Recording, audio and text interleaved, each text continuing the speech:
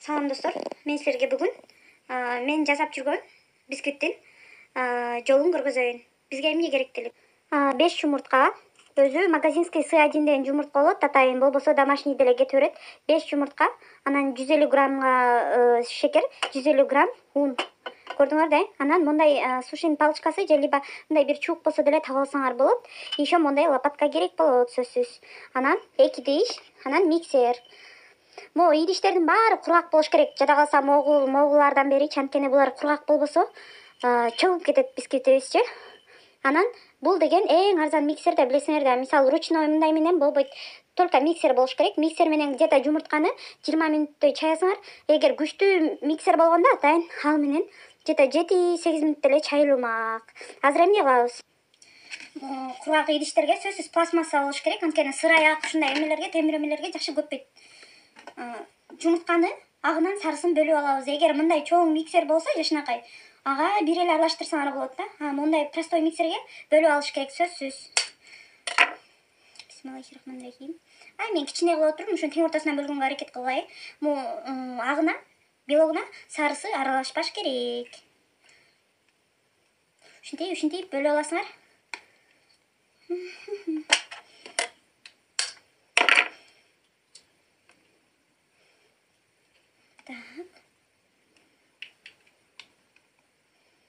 Bir-iki тамчы түшүп калса эч болбойт, кашык менен алып койсоңор болот. Силер духовкаңарчы всегда форманы дайындап алышыңар керек. Азыр мен силерге көргөзөм. Ушуну чагып бүтүп туруп эле мен духовканы дайындайм.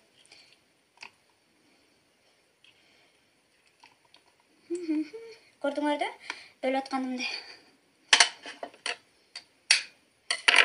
Бул болсо негизичи комнатный температурада эле турган жумурткалар буларчы. Негизи музак болуш керек дейт, мен бирок комнатный температурада эле чаям всегда. Ой. 3 эле нерсе керек. Көрдүңөр да? Жумуртка, un, шекер.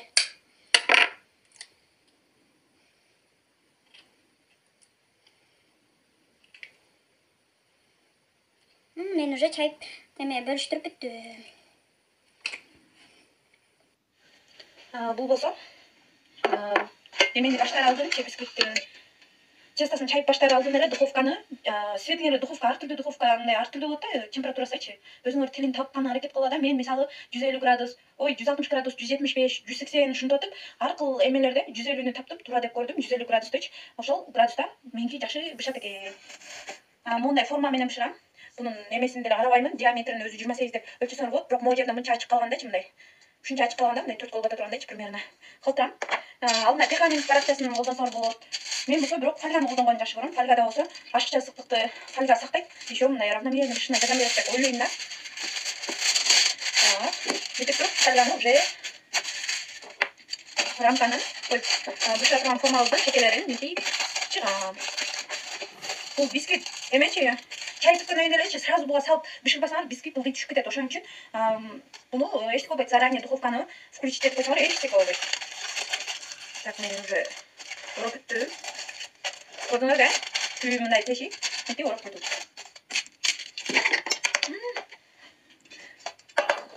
Так. Мына мондай эле обычный эле печкага салам, тең ортосуна салам.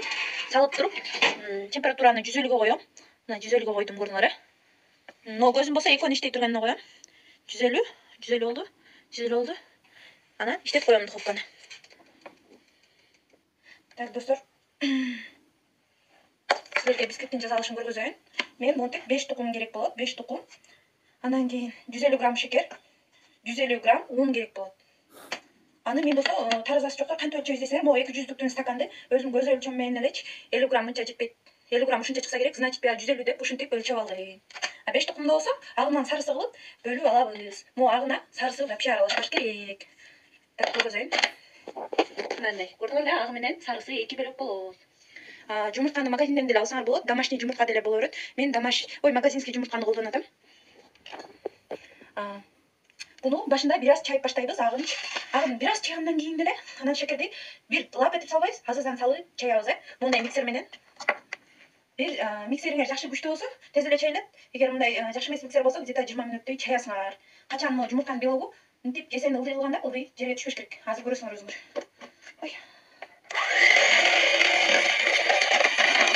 Bunu alгач кичине жумуртанагын чайып баштайбыз. Шекер скоростон. Шекер да кошулуп баштайсың. Тең жарымын коштум, анан бир чай.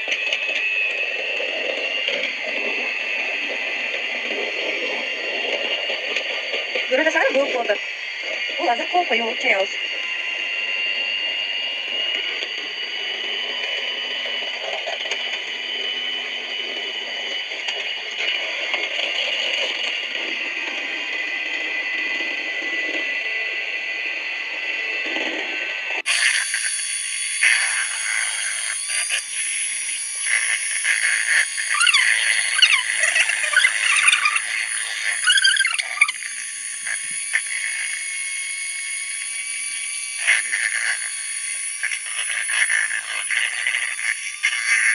Так, мына достор.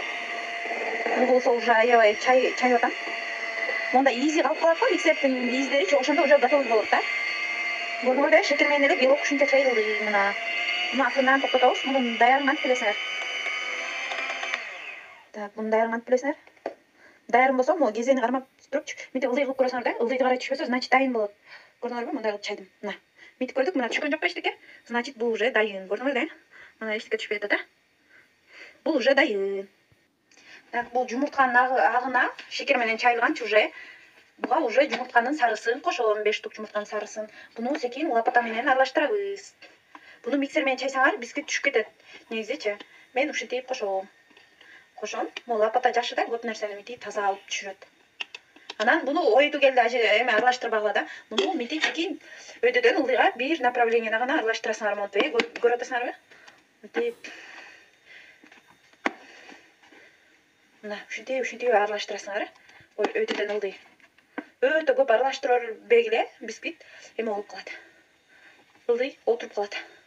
Аралаштырып бүттүм. Эми унга кезек келди. Мондай эле сита менен 2ге бөлүп туруп салам. Бир салганга болбойт. 150 грамм унду 2ге бөлүп салам. Сөзсүз электен өтүш керек.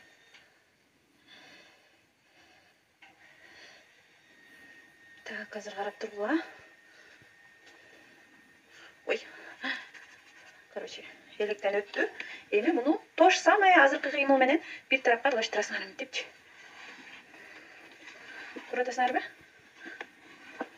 Ушундай лапатка сөзсүз болуш керек да, достор, силердечи. Ошол лапатка менен жакшы аралашат бүт нерсеңер.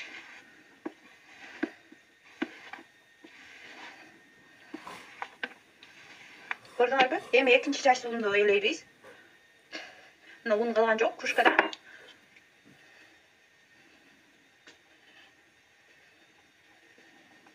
Бул баягы уйдун сүтүн чыпкалагандан эле чыпка да, ушу менен элеп салам менчи. Так, кой тургула. Бул малда духовкаңар ысып турган болот да. Ошо духовкага эле азыр салыйбыз. 150 градуста негизи мен 50 минутта бышырам бисквитти. Өзү бисквитти 40 минут болмой сайын ачпаш керек да, негизичи бисквит отуруп калат. Мен оюнча ошо 50 минут тура да. Силердин печкаңардын тилин табышыңар керек өзүңөрчү. Көп жол бышырганыңар да окшошот негизичи. Сразу биринчи жолкусунда эле окшоп кетпейт.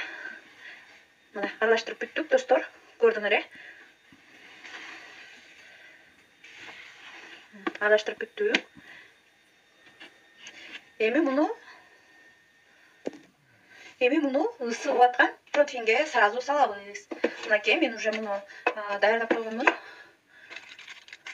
Фольга салып ичине эми түшүрөбүз. Лопата менен бүт жакшынакай кылып түшүрөбүз.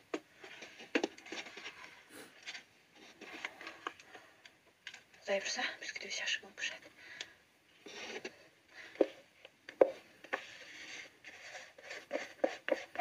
Лопата менен кырып жакшылап түшүргүлө бүттүгүн.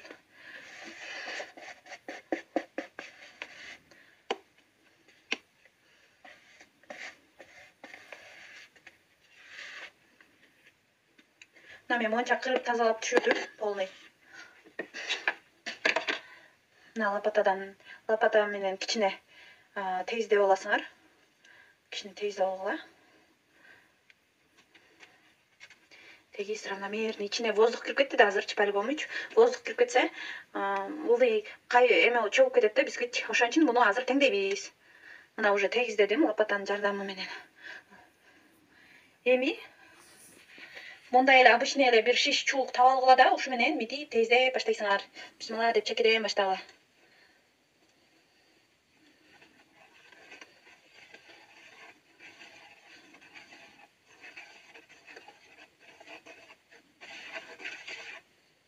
Көрүп атасыңарбы? Примерно тездедиңер да, тездегенден кийин мен эме кылам. Болду, уже салам, көп убакыт өткөрбөй. Опа.